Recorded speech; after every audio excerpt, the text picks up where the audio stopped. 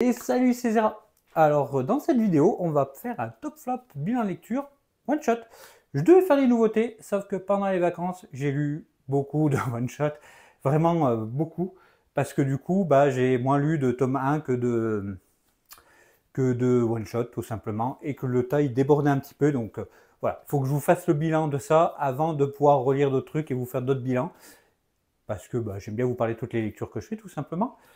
Et on va commencer tout de suite. Alors comme d'habitude, top flop, j'ai commencé par ce que j'ai moins aimé à ce que j'ai le plus aimé, et par des catégories. Ça, c'est le truc que j'aime bien faire, avec comme ça, si vous voulez passer. Je sais qu'il y en a qui aiment bien s'accorder sur les titres très bien ou les coups de cœur, parce que ce qui est bof, ils vont juste regarder vite fait et passer parce qu'ils disent bon, celle-ci, il n'a pas trop aimé, on passe à autre chose, compagnie. Allez, on commence tout de suite avec ce que j'ai pas aimé, tout simplement.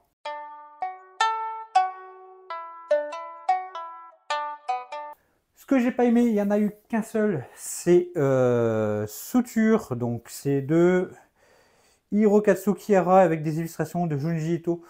Euh, Déjà, c'est pas un manga, pour commencer, c'est peut-être pour ça aussi que j'ai pas trop aimé, mais en fait c'est des nouvelles, et c'est des nouvelles qui sont, voilà, c'est plusieurs petites nouvelles, et elles sont pas ouf les nouvelles, hein. Vraiment, si vous voulez lire des nouvelles sympas, Stephen King avec, je sais plus comment ça s'appelle, je crois que c'est Brume, j'en avais déjà parlé, et qui sont 10 fois mieux.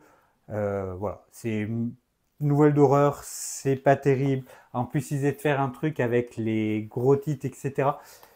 Ça ne marche pas, surtout que des fois, je sais pas, ça m'avait sorti un petit peu du truc. Mais voilà, il y a aussi un chapitre, une histoire courte de Junji Ito, hein, à la fin. Voilà, où c'est qu'un manga. Et pareil, le manga est pas, l'histoire courte est pas terrible. C'est le problème des histoires courtes, certaines sont bien, d'autres moins. Voilà, tout simplement, je n'ai pas aimé ce titre. Pas besoin de détailler plus. On va passer au ce que j'appelle moi les mouais, c'est les moyens. C'était pas terrible, mais c'était pas non plus hyper mauvais quoi. C'était lecture moyenne.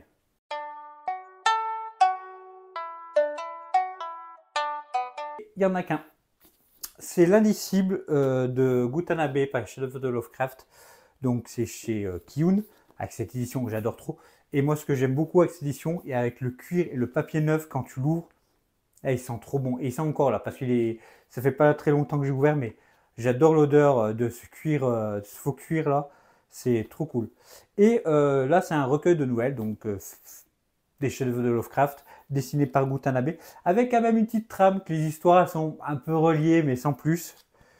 Et voilà, c'est pareil comme quand Gutanabe fait des histoires courtes comme ça.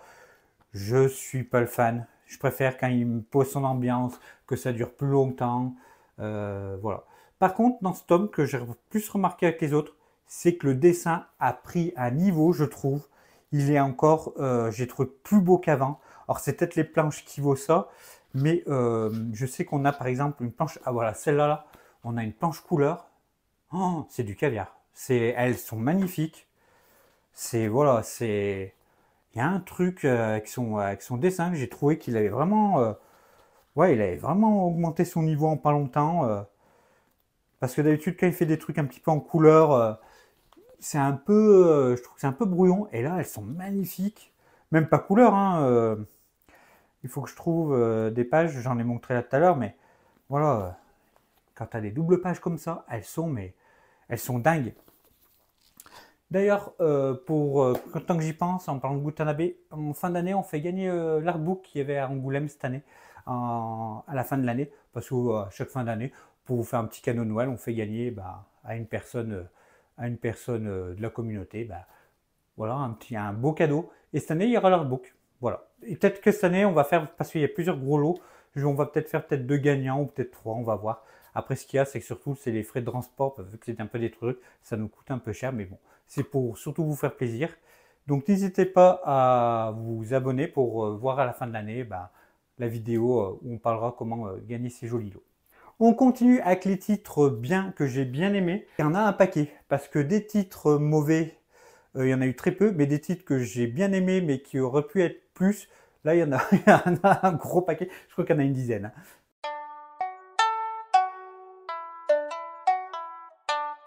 Donc les titres que j'ai bien aimés, on va commencer avec Rintaro, ma vie en 24 images par seconde, chez Dargo Kada, un beau bébé, où en fait on va expliquer la vie de Rintaro, qui est un réalisateur d'animation. Ça m'intéressait parce qu'il a travaillé par exemple sur Albator, sur Astro Boy, sur les Moulines. Voilà, il a quand même travaillé sur des gros trucs et c'est quand même pas n'importe qui. Et ça m'intéressait un petit peu de sa vie. Et je sens bien, c'est parce que en fait, j'aurais espéré qu'on voit soit un peu plus de sa vie personnelle de lui, ou plus un peu la partie un petit peu plus technique de l'animation, soit l'un, soit l'autre. Et en fait, le parti pris qu'ils ont pris pour le manga, c'est plus un roman graphique qu'un manga, mais ils ont pris ce parti pris de faire un petit peu des deux sans trop développer. Et du coup, tu restes sur ta fin à la fin de ta lecture. J'ai bien aimé, mais j'aurais voulu en avoir plus. Parce que, à un moment, tu apprends qu'il est marié, mais c'est juste une case. À un autre moment, tu apprends qu'il change un petit peu, mais pareil, c'est juste une page, c'est vite fait. C'est pas hyper développé, c'est dommage parce que c'est intéressant. Et voilà, hein, le dessin est cool, mais sans plus. C'est quand même très blanc, c'est pas le plus ouf. Voilà, c'est vraiment failli passer en mouais, mais parce que c'est de l'animation et que ça parle des mangas que j'aime bien, que j'avais regardé petit, ça m'a plus touché. Mais c'est clairement pas si ouf que ça, malheureusement. Ça aurait pu être beaucoup mieux en fait. On a un Jiro Taniguchi, donc c'est les années 12, d'après le roman de Hiromi Kawakami, hop, chez Casterman, avec cette jolie... Moi j'aime bien ces éditions un peu comme ça, surtout qu'en fait elles sont en lecture japonaise, et pour du Taniguchi où c'est beaucoup de la contemplation, c'est très bien d'avoir les bonnes pages au bon endroit, que tu as des fois, tu loupes certains trucs des fois avec les éditions d'avant Casterman, là, je crois qu'ils appelaient ça page blanche. Écriture. Et ça, des fois, tu passes à des trucs. Si tu fais bien gaffe, tu vois qu'il y a des fois, tu fais ah, c'est dommage. Mais sinon, de quoi se parle ce Jiro Taniguchi et pourquoi il est si bas? Parce que si vous le suivez, vous savez que je suis un grand fan de Jiro Taniguchi. En fait, on va voir, c'est l'histoire d'une jeune fille qui va revoir son professeur de fac, qui est beaucoup plus vieux, et il va avoir une espèce de romance. Donc c'est quand même très Taniguchi-esque, hein, où c'est beaucoup de contemplation, beaucoup de questions sur soi-même. Et en fait, la jeune femme, qu'est-ce qu'elle est pénible. Elle me sortait du truc plusieurs fois. J'ai mis longtemps à le lire, j'ai mis plus d'une semaine, parce que je me lisais qu'un chapitre, parce qu'elle me sortait un petit peu par les yeux, la jeune femme. Mais c'est dommage parce que les personnages, le personnage du vieux est super intéressant, du professeur. Les dessins sont cool. On a un chapitre spécial avec des petits monstres et tout, dessiné à Taniguchi, que j'ai adoré par contre. Et t'as vraiment cet aspect de beau message, mais loupé par un personnage qui est trop chiant. Elle a 30 ans, mais t'as l'impression que c'est une gamine de 15 ans. Elle sait pas ce qu'elle veut, si elle veut pas ce qu'elle cherche. Elle est tout le temps paumée. C'est vite pénible. Voilà. Mais ça reste très bien dessiné. C'est du Taniguchi, hein, les belles planches, voilà. C'est là que j'ai en ex libris grâce à BD16. Si on achetait leur manga chez BD16, donc sur internet, et on avait le Lex Libris des années 12. Il y en a peut-être encore, donc si vous êtes fan de Taniguchi aussi et que vous le voulez, voilà. Il faut vérifier avant, mais normalement, c'est encore dispo. Voilà, c'est là les planches couleurs et tout. Voilà. C'était bien, mais ça aurait pu être mieux. On passe aussi à notre grand mangaka quand même. C'est Gogo Monster de Taiyo Matsumoto chez Delcourt Tonkam. Donc dans cette édition, moi que j'ai avec le fourreau là. Hop. C'est une bonne idée, je trouve. C'est pas. Alors ils n'ont pas continué à faire d'autres trucs comme ça. Mais voilà, reste une bonne idée. L'édition, j'en parlais vite fait parce que l'édition est dégueulasse. Parce que les pages sont très fines. On voit tout à travers. Hop, je sais pas. Voilà, là on voit un peu. Voilà, les pages sont vraiment trop fines. Et de quoi parle Gogo Monster? Gogo Monster, ça va être une histoire de collégiens, des amis, plusieurs petits collégiens. C'est un peu compliqué, c'est un peu fouillis, qui vont en fait, qui vont parler, c'est du tranche de vie, mais ils vont se poser des questions existentielles parce qu'en fait, ils sont en pleine puberté, donc ils se posent des questions, ils sont en train de changer, leur façon de voir les amis imaginaires sont en train de disparaître. C'est un peu sur tout ça, et c'est très compliqué pour ce que ça veut raconter. J'ai trouvé ça trop compliqué. Alors, tu as toujours des belles planches avec son trait à lui-même, hein, à Taiyo Matsumoto, mais je trouve que du coup, bah, tu passes un peu à côté du chose, et surtout la période la plus importante où tu prennes conscience un petit peu, bah, ça reste très flou, et ce que fait chaque fois Taiyo Matsumoto dans tous ses mangas, bah, tu as une ellipse temporelle et tu passes à autre chose, à la rentrée plus tard, et t'oublies un peu le message. Voilà. Quand je parle d'ellipse temporelle, certains n'aiment pas. J'avais dans les commentaires ou en discutant avec vous, parce qu'ils disent ouais, mais comme ça, c'est toi qui te fais ta propre opinion, tu te crées un peu de ce que tu as envie de penser. Ouais, mais quand tu parles d'un sujet et que tu vas pas jusqu'au bout, moi ça me dérange un peu. Chacun ses opinions, hein, mais le mien est comme ça. Et voilà. Le dessin aussi, je l'ai trouvé beaucoup plus brouillon que les autres. Mais ça restait sympa. C'était une bonne lecture, mais c'était pas extraordinaire comparé à d'autres Taiyo Matsumoto qu'on va parler. Maintenant, on passe chez Cordillus avec Yoshihiro Tatsumi à que rien ne fera venir le jour. Yoshihiro Tatsumi que j'ai connu avec Une vie dans les marges, que j'avais adoré, qui était un coup de cœur, qui sera encore un coup de cœur, c'était trop bien. Et du coup, je voulais découvrir ses œuvres. Et dans ses œuvres, donc du coup, il y a les histoires courtes, comme ça, qui sont reliées. Je me rappelle plus de l'autre, mais c'est un recueil d'histoires courtes qu'il a fait. Le premier, j'avais bien aimé, mais sans plus. Celui-là, j'ai beaucoup plus aimé, parce qu'en fait, les histoires courtes, il y en a moins, parce qu'elles sont plus longues, et tu développes mieux ton histoire, et c'est top. Alors pareil, je vais pas tout détailler, mais c'est très sombre. Ça veut, c'est les origines du Gekiga. Donc Gekika, c'est un peu ce qu'on met maintenant un peu dans le seinen, mais c'est pas du tout pareil. C'est vraiment le truc un peu pour adultes. Que le seinen, normalement, c'est pour jeunes adultes. Donc pour ça, je vous conseille de lire Loser et Une vie dans les marges pour apprendre plus comprendre ça. Mais voilà, c'est très sombre. Ça veut parler des problèmes de société. C'est voilà, avec un dessin bon à l'ancienne, hein, parce que ça c'est vieux, mais ça m'a plus parlé que le premier quand même. J'aime beaucoup, hein, j'ai beaucoup aimé. Voilà, je vous le laisserai peut-être plus découvrir, mais c'était très sympa. Je reviens vite fait parce que j'ai pas parlé. L'édition est trop cool aussi, hein. C'est grand format, toc toc. Celui-là, il n'y a peut-être pas de signé, j'ai l'impression, mais des autres, il y en a des fois des signés, etc. Quand c'est des gros titres où il y a beaucoup de glossaires, tu as des fois même deux signés. Voilà, c'est vraiment des beaux bébés. Et alors, ils sont chers, hein, ils sont à 30 balles, mais ça les vaut largement, hein. On continue avec Rooms chez Delcourt Tonkam, donc de Senbo Umishima. Et du coup, en fait, c'est presque plus un recueil, comme il marque, hein, c'est plus un recueil d'illustrations que un manga. Et c'est vrai. C'est juste des tranches de vie avec un dessin très pop, très coloré. J'ai adoré. Alors ça se lit très très vite, hein, tu lis ça en moins de 20 minutes. Mais tu as vraiment des planches magnifiques avec ce petit univers et tout. Tu as quelques pages quand même de manga, mais c'est tout en couleur. Tu as tout comment ils expliquent un petit peu leur chambre et compagnie. C'est vraiment super sympa. Je m'attendais à rien parce que c'est la chouchoute qui l'avait pris. Et j'ai vraiment passé un très très bon moment. Voilà, comme je dis, bon, un quart d'heure, 20 minutes pour lire, hein, mais c'était très cool. J'ai vraiment beaucoup aimé. On passe Gengoro Tagame avec nos rendez-vous gourmands. Donc c'est un one-shot chez Akata. Tout ce que je vous raconte plus tard, c'est des one-shots.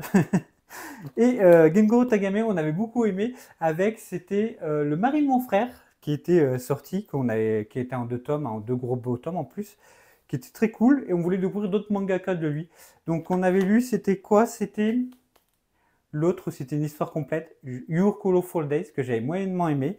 Et là, Nos rendez-vous gourmands, j'ai plutôt bien aimé aussi, parce qu'en fait, c'est l'histoire de deux jeunes hommes, en plus pendant le Covid, qui vont se faire à manger, et au fur et à mesure, ils tombent un petit peu amoureux, etc. Et c'est très cool, voilà, j'ai bien aimé, surtout que ça parle un peu de bouffe, Et c'est très gentil, très cosy.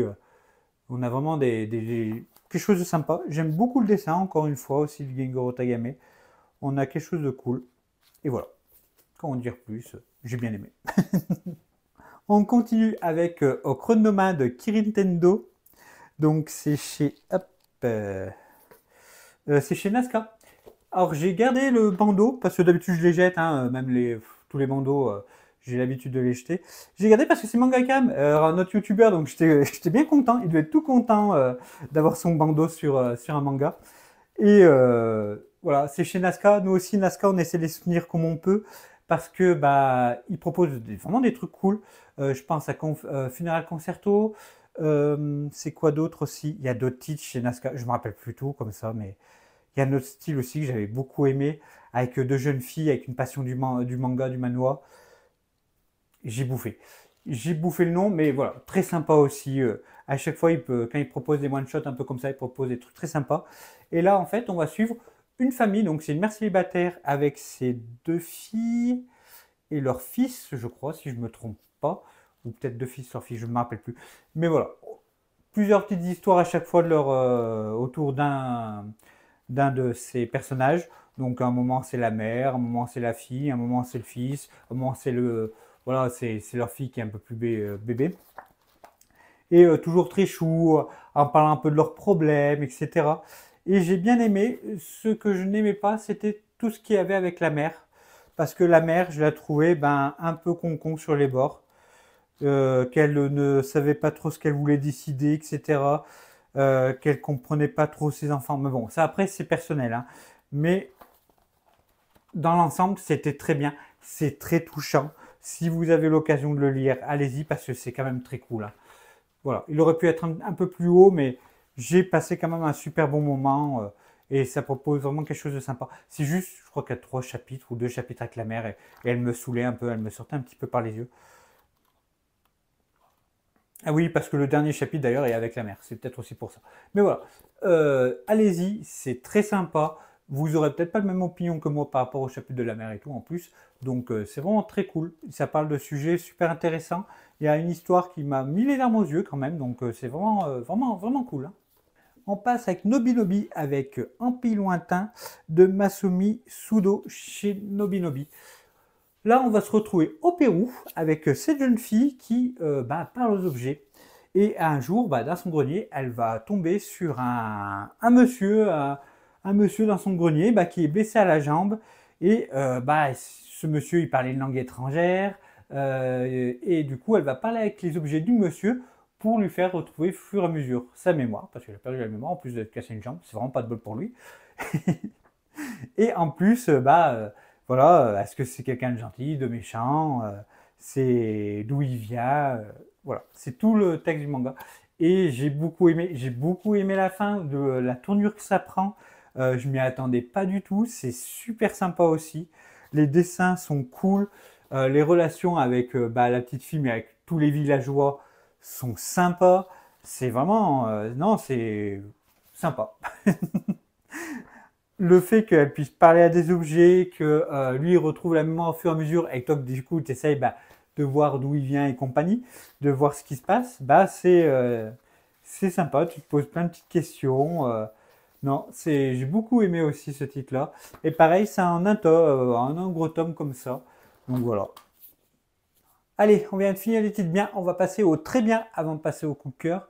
On a fait un peu plus de la moitié quand même. J'ai quand même beaucoup lu le one shot. Allez, on passe au très bien.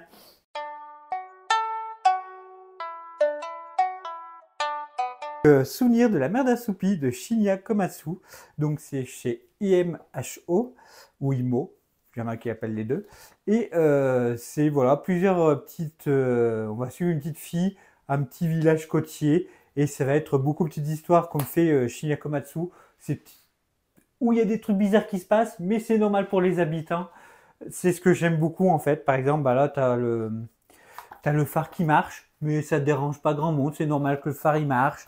T'as tout cet aspect un petit peu poétique. Voilà, je sais pas, il y a une manière de faire.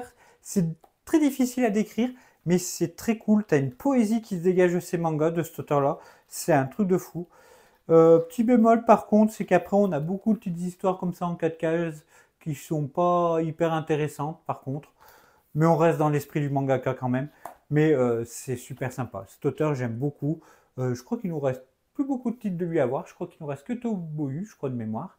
Et voilà, c'est un bon, c'est des bons, c'est trop bien. J'aime beaucoup.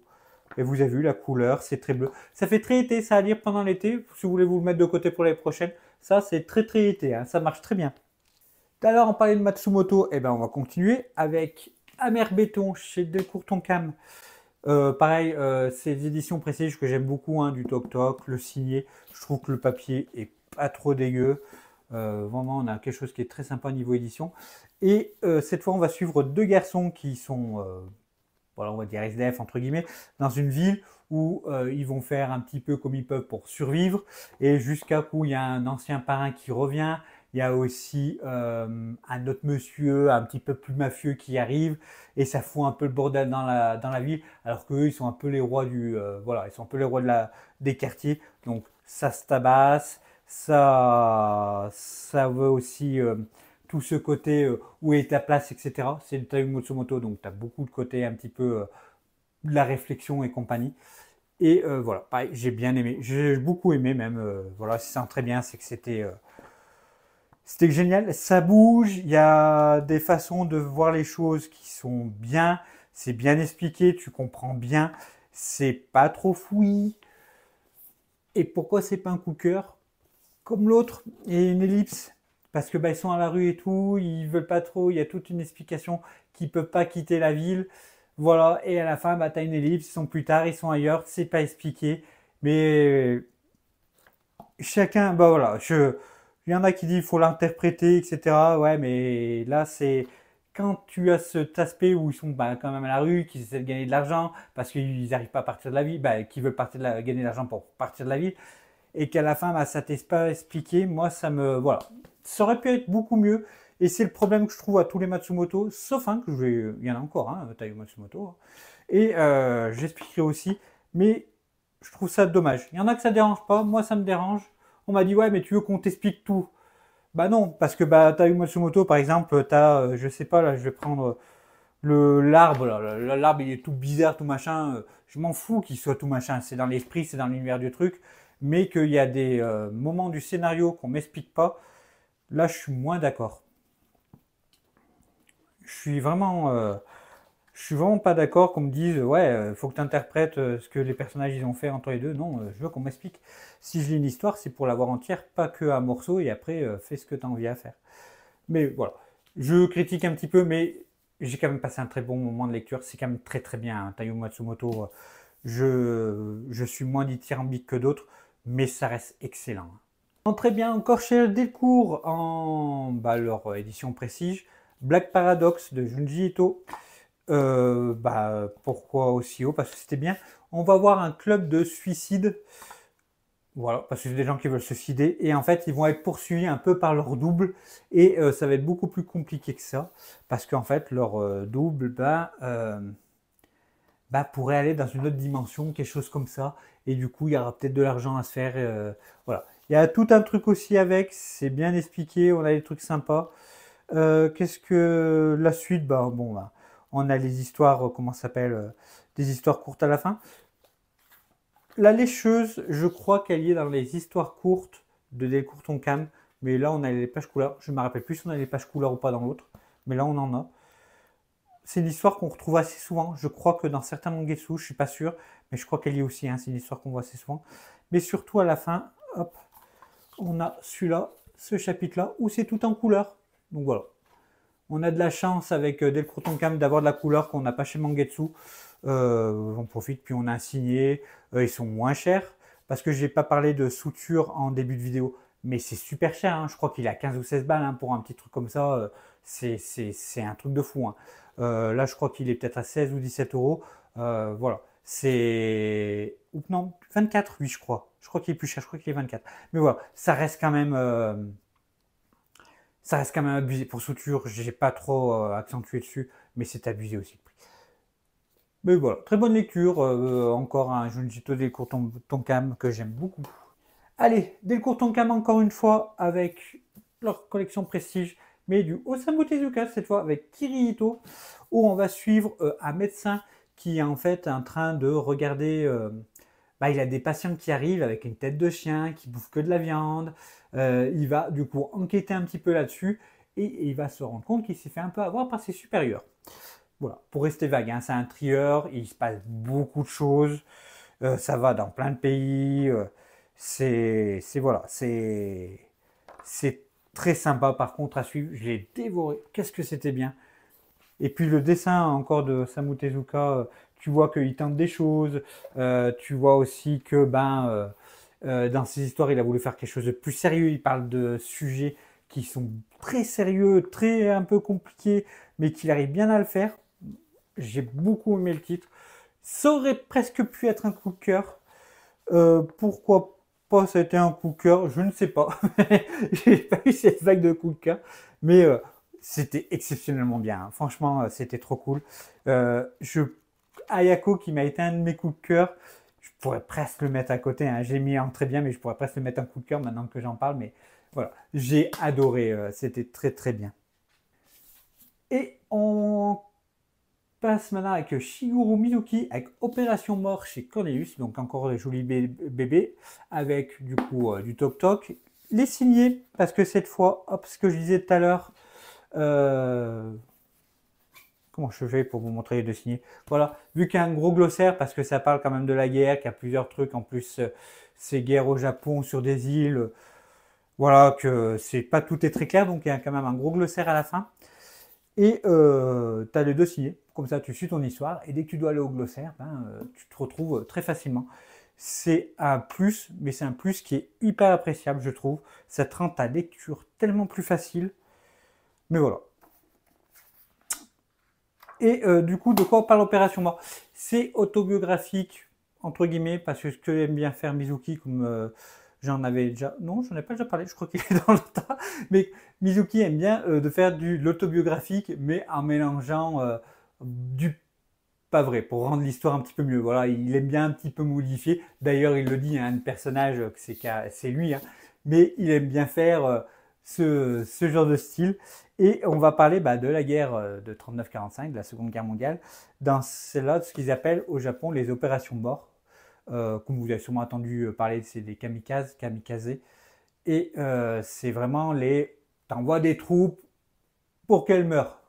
Comme ça, après la patrie, tu dis, voilà, ils sont morts en guerrier. Les autres, vous avez vu comment ils sont morts vos copains. Ils sont morts en guerrier, en fiers héros, etc. Faites pareil. C'était de la propagande. Ça jouait sur la vie humaine. Ça explique beaucoup mieux que moi. Et c'était très bien. C'est sombre. C'est le dessin de Shigeru Mizuki. C'est le dessin d'époque, hein. C'est des dessins sûrement des années 70, peut-être 60. Et c'était hyper plaisant à lire. Ça parle des atrocités de la guerre sans retenue, de quelqu'un qui les a connues. C'était très très bien. Pareil, ça aurait pu presque passer au coup de cœur, mais j'ai lu un autre titre de Shigeru Mizuki qui lui a un coup de cœur et qu'il n'a pas passé ce palier. Voilà, c'est fini pour les très bien. On va parler au coup de cœur.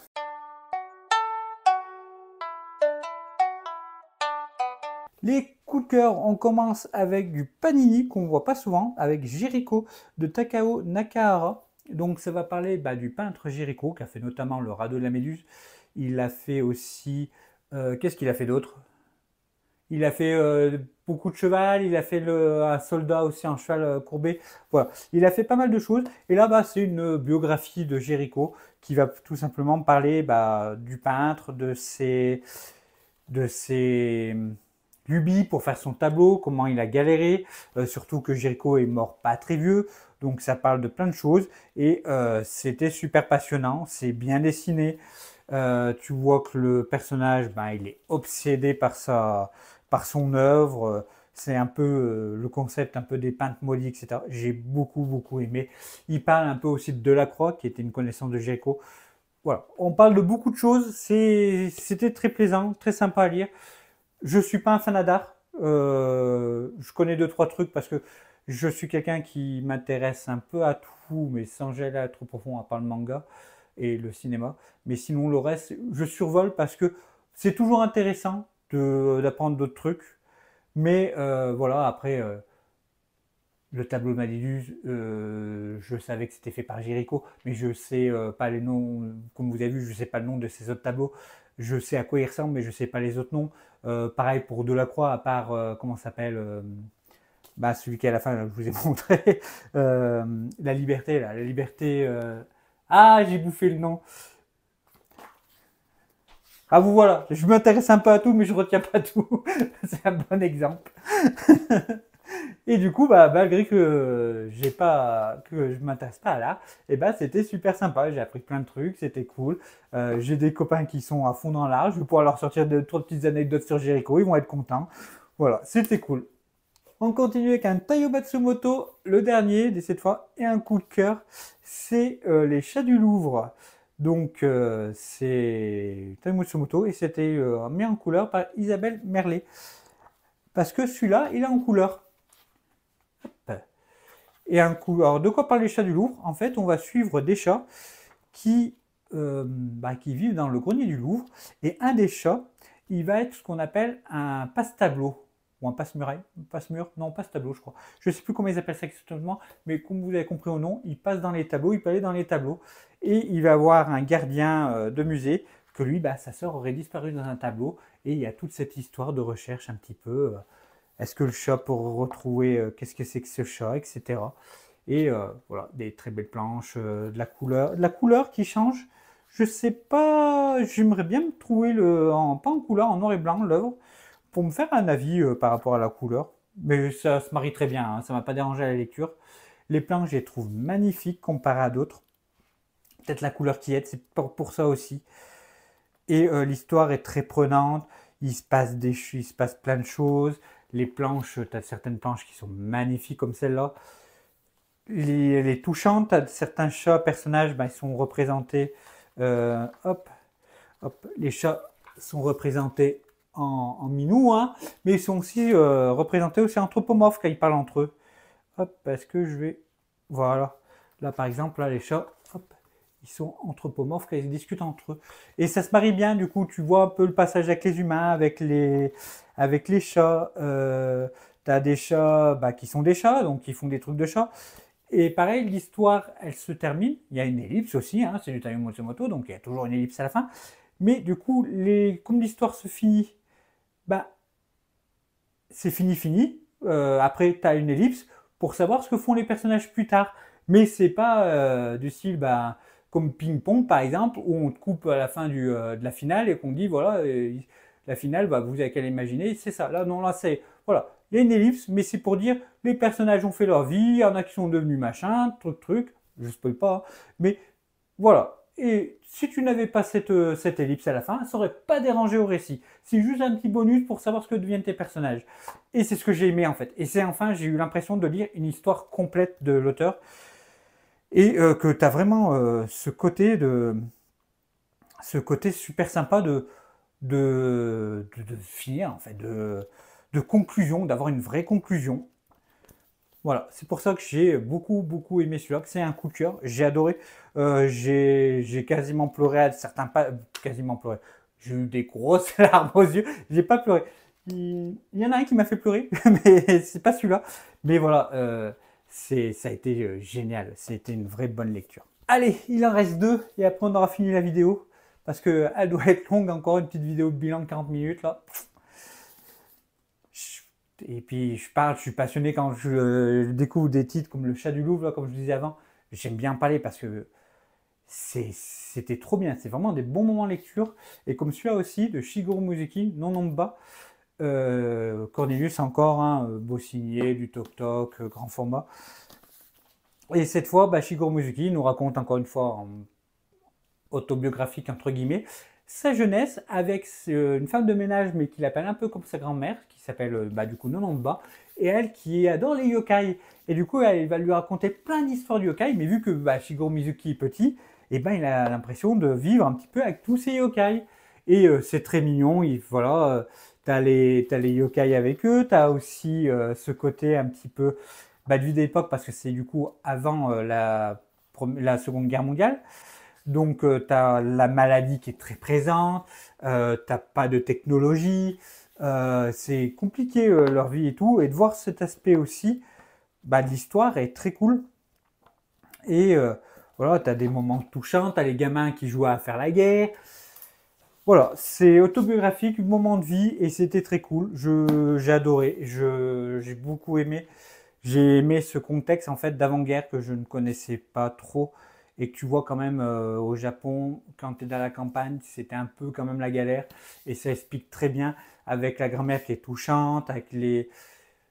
Il y a tout un truc aussi avec les jeunes filles, voilà, je ne spoil pas trop, mais c'est à lire, ça m'a touché. Euh, c'est pas lui qui m'a fait pleurer, c'est l'autre. Mais lui aussi, pareil, larmes aux yeux à un moment, il y a un passage qui est très émouvant, donc très très cool. Bon, celui qui m'a fait pleurer et coup de cœur, hein, les mauvaises herbes de Kyung-Suk Genri Kim chez Delcourt. Donc voilà, moi j'ai pareil édition Prestige Delcourt, donc du Toc Toc. Il n'y a pas de signé sur celle-là parce que c'est une vieille. Je sais qu'ils ont réimprimé en souple, mais je pense que la soupe vaut mieux parce que comme Gogo Monster, les pages sont très fines et on voit bien à travers. De quoi parle Mauvaise Herbe? Mauvaise Herbe, ça va parler, encore un récit de la Seconde Guerre mondiale, des jeunes femmes coréennes qui étaient du coup déplacées de la Corée pour les amener en Chine, au Vietnam, etc., pour servir de filles de joie aux Japonais, de filles de réconfort, etc. Et on va suivre du coup, je sais plus comment elle s'appelle, c'est Oksun, qui a du coup 16 ans à l'époque et du coup va devenir une fille de joie, contre son gré. C'est horrible ce qui lui passe, ce qui lui arrive. En plus, ils expliquent que ses parents les ont un peu vendus. C'est très dur. En plus, du coup, le récit est biographique parce que la mangaka a interrogé la vraie Oksun. C'est une histoire vraie en plus. Donc, elle explique plein de choses. Elle explique la fin aussi, comment ça se passe et comment elle était considérée même après, parce que tout ça, c'est pas sa faute, et ça aussi, c'est horrible. C'est très, très, très touchant. C'est horrible bout en bout, mais tu vois que quand tu as les passages où elle discute avec la mangaka, parce qu'il y a aussi des brefs moments où ils expliquent, voilà, maintenant dans la maison de retraite, ce qui se passe, etc. Tu vois qu'elle a quand même pas trop perdu pied, hein. Voilà. Là, par exemple, là, hop, là, elle raconte, c'est là quand elle est, voilà, quand elle est maintenant, entre guillemets maintenant, quand elle était à l'époque, et avant de raconter ce qu'elle a été plus jeune. Et c'est très touchant. Le trait, ce trait noir aussi, très, je sais pas, on dirait du fusain un peu, très noir, il accentue des fois. Je vous passe parce qu'il y a des fois, il y a des scènes de, voilà, c'est elle était fille de joie, donc il y a des scènes de sexe qui sont horribles, mais c'est génial, c'est touchant. C'est là, à chaque fois je tombe dessus, mais je la remonte. C'est très poignant, très touchant. Si vous avez l'occasion, foncez parce que c'est cool. Si vous vous intéressez un petit peu en plus à cette période, ça parle de beaucoup de choses aussi par rapport à la guerre. Autre chose que les filles de joie, mais c'est quand même le centre du truc. Et non, ça m'a vraiment touché. C'est là où j'ai pleuré, hein. C'est celui-là, hein, parce que il se passe beaucoup de trucs bichettes pour cette pauvre femme qui sont vraiment pas cool. Voilà, c'est fini pour le vidéo bilan lecture. J'espère que ça vous a plu, que vous aurez peut-être des choses qui vous auront peut-être intéressé d'essayer. Je reparle de lui vite fait, mais lui, si vous pouvez, c'était génial. Quoi d'autre? La vidéo vous a plu. Si c'est le cas, vous mettez un petit pouce, vous vous abonnez. Voilà. J'essaie de le faire maintenant. Avant, je ne le faisais pas. Si ça vous a pas plu, tant pis, je suis désolé pour vous. Si surtout vous êtes arrivé jusque-là que ça vous a pas plu, je ne sais pas quoi vous dire. Et sinon, on se retrouve bientôt pour une prochaine vidéo. Et ça sera un achat manga. Donc je vous dis à bientôt pour une prochaine vidéo. Allez, la bise.